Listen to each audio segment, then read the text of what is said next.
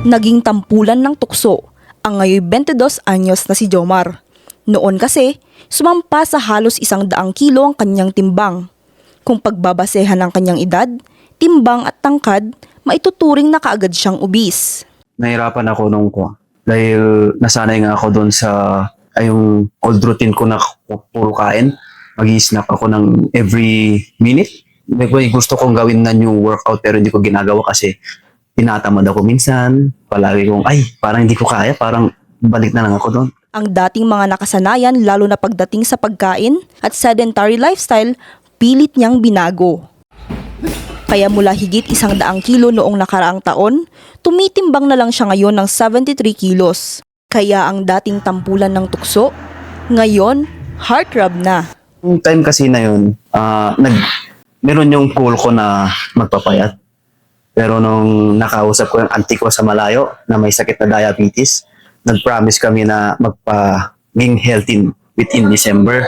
Si Jomar, kabilang sa 27 milyong Pilipinong obese, ayon sa pag-aaral ng Department of Science and Technology, Food and Nutrition Research Institute o DOST-FNRI taong 2023. Pero, lumipas man ang taon, ang problema, nagpapatuloy pa rin. Sa Pilipinas kasi, 4 sa bawat 10 Pilipino ang tinuturing na obese. Bagay na binabantayan ngayon ng DOST-FNRI. Sa Cordillera, higit 71,000 kataong napabilang sa listahan.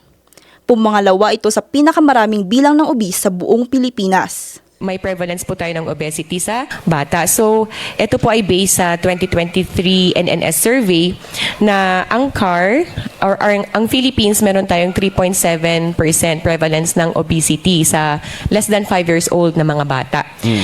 In CAR, ang prevalence po natin is 5%.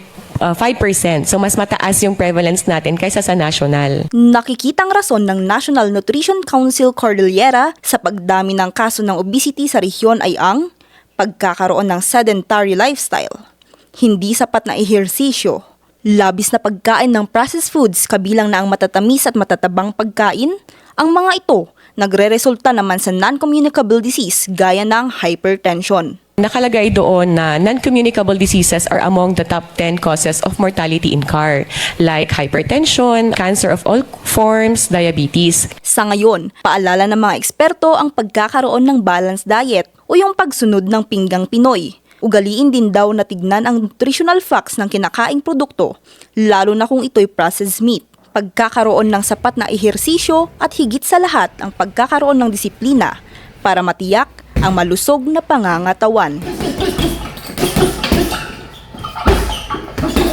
Nicole Torres, RNG News.